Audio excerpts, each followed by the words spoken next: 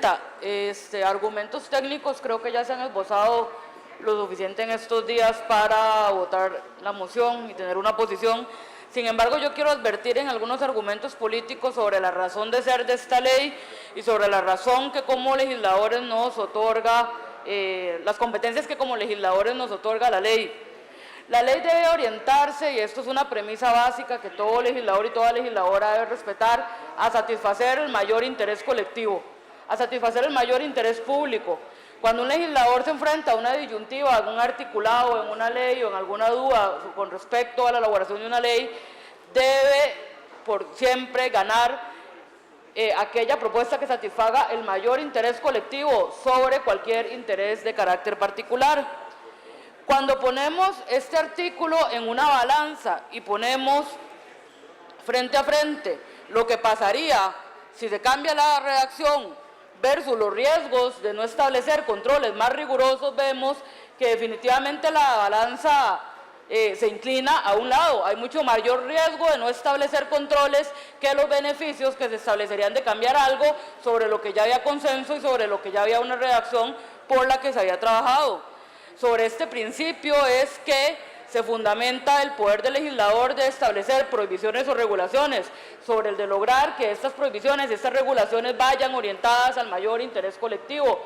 Y la moción que presenta el compañero, que es la que estamos votando, no se orienta a generar el mayor interés colectivo porque retrocede de una redacción que justamente garantizaba esto. Quiero señalar además, acá se ha dicho que es exagerado o que puede ser una hipérbole comparar la masacre de Nueva Zelanda o masacres como las de California o demás con la realidad de Costa Rica. Nosotros como legisladores de la Costa Rica del siglo XXI, como legisladores en Costa Rica en el año 2019, no podemos legislar con una visión aldeana de seguir considerando que Costa Rica es un espacio totalmente ajeno a la realidad mundial donde aquí nunca va a pasar nada. Porque con ese pensamiento estamos cometiendo errores graves en muchas materias. Con ese pensamiento seguimos teniendo una ley de aguas del 42, por ejemplo, porque seguimos pensando que Costa Rica solo produce café y cacao, y con ese pensamiento vamos a pensar que en Costa Rica es el país donde nunca va a pasar nada malo, como si las nuevas generaciones y las actuales generaciones no tuvieran acceso a los medios de prensa, no tuvieran acceso a todo lo que está pasando a nivel mundial y no pudieran replicar algo así. Entonces, decir que en Costa Rica eso no va a pasar o que no es la realidad de Costa Rica o que es un problema inventado es una visión aldeana de la legislación, porque como legisladores lo que nos toca es pensar en perspectiva, pensar en futuro, pensar en los posibles riesgos, en las posibles ventajas y siempre ir adelante a la vanguardia de lo que va a suceder. Otro argumento, esto no tiene que ver con seguridad. Un argumento que aquí se ha esbozado es que no podemos dejar a la gente desarmada ante la delincuencia. Esto no tiene que ver con seguridad.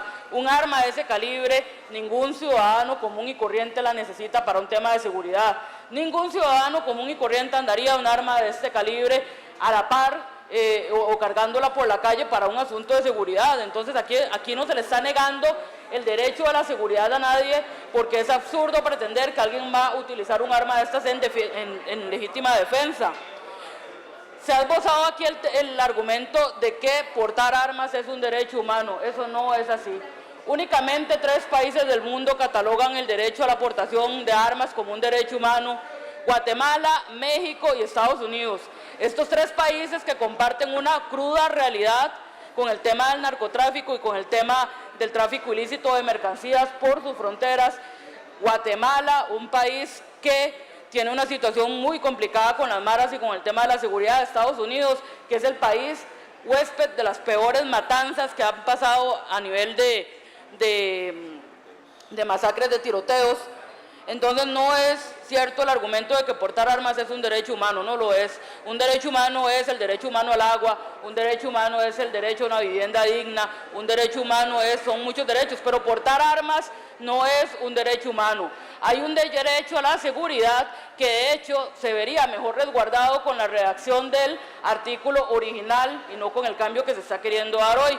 Y con esto quiero caer a la exposición de motivos del proyecto. Cuando ustedes revisan la exposición de motivos del proyecto, el proyecto hace todo un balance de cómo el tema de la seguridad a nivel regional está aumentando y esto está generando un mayor número de homicidios.